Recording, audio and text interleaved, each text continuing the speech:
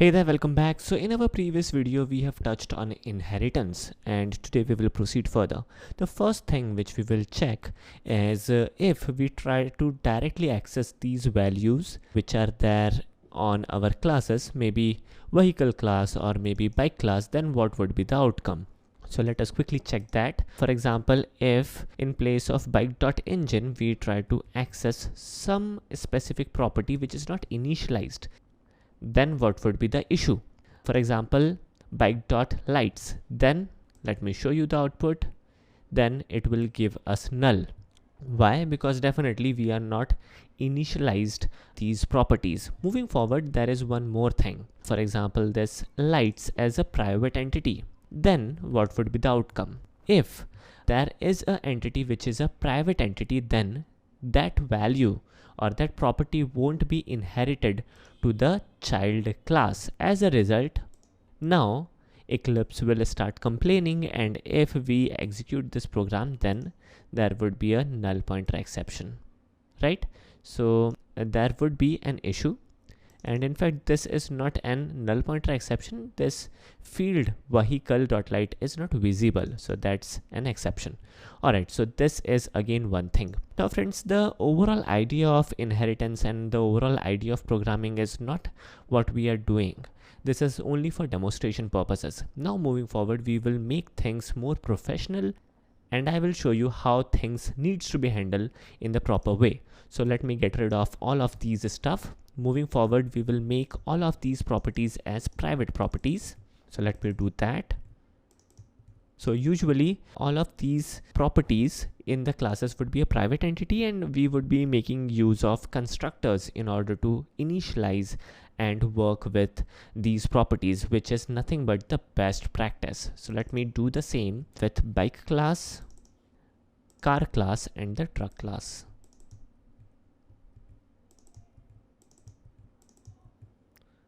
As soon as we do this, definitely none of the properties is now available to us. And for example, if we try to create an object of car class, then nothing is exposed to us. So let me show you.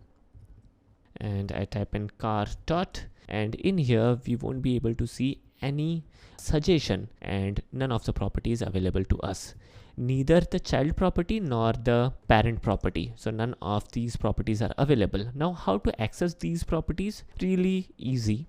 First of all, we would be creating a constructor. We would be creating two constructors. In fact, one would be a parameterized constructor and second would be a default constructor. Let's take help of Eclipse. Let's deselect all of it and let's create a default constructor. Now what is the usage of super? This is something which we will again discuss in a couple of minutes.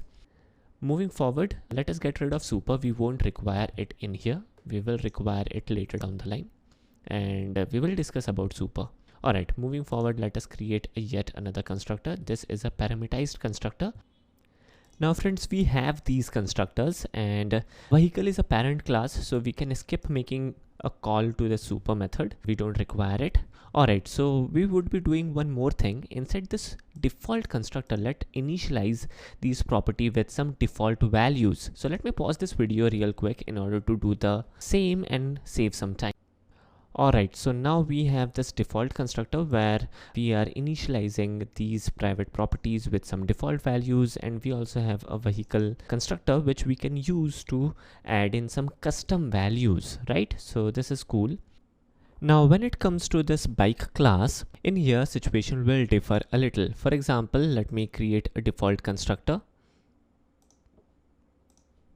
So in here, when we are creating an object of this bike, then definitely the object of bike will contain the public property of this vehicle class as well. Apart from that, using this bike object, we must able to access the constructor of the parent class as well, so that we can make use of these values which are available to us, and based on our getters and setters we can like access the value of these properties. So this is a little confusing. Let me show you this constructor in here. In this constructor, we are making a call to this super method. Now, what is the super method? Super method is nothing but the call to our default constructor. Whenever we are hovering upon this super method, in here we can see this path. The path is org.studyeasy.parent, which is package, then vehicle is the class, and vehicle is the constructor, and this would be the default constructor. Let me add in yet another constructor, which would be a parameterized constructor. Let me show you how we can do it real quick, and here we go. Alright, so now we have these two constructors. One constructor is the default constructor, second constructor is the parameterized constructor.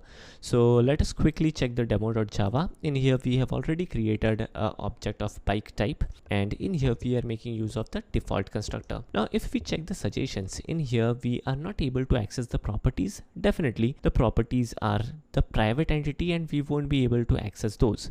So what is the solution? We can like generate getters and setters. Now in here, there is no need of generating setters because we are setting the value directly using the constructor. We have the constructor using which we can set the values, right? So we will simply generate the getters. So I will navigate to source and generate getters. So we will select for getters and we will click on finish. Alright, so this looks cool, and let me check the suggestion, and here we will able to check out this option which is get handle. Alright, so this will return a string. So if I place this code in between system.out.println, then we would be able to output some thing, and that thing is nothing but a text, and that text will define that what kind of handle this bike has. So let me run this, and the output is short. So this is amazing how easily we are able to get this. Now what happens to the property which are there in here, right? So this is cool. Now in here, in order to get the values for these properties, again we would require getters, right? So let us generate the getters for the same. So I will right click, navigate to source, and I will click on this option, generate getters and setters. I will click on this option, select getters, and we will click on OK. So we have the getters in our parent class again. So whether we would be able to call it directly from bike object, let us check. So I will type in bike dot get, and here we go. So we are able to call in the methods directly from our parent class, which is amazing, right? So for example, we call in this method get engine, and again we will print it directly using sysout. And this will give us some output, and the output is petrol, which is amazing, right? So till now we are simply making use of the default constructor, and we are not making use of this parameterized constructor, right? So these two constructors are unused till now. Now how to check the parameterized constructor from the parent class and from the child class is something which we will see in our next video, and that would be interesting. Hope you guys enjoyed the video, and this inheritance concepts are a little tricky to start with, but definitely these are really important and you must know each and everything about it when it comes to object oriented methodology. Alright, so this is Chance signing off. Take care and have a nice day.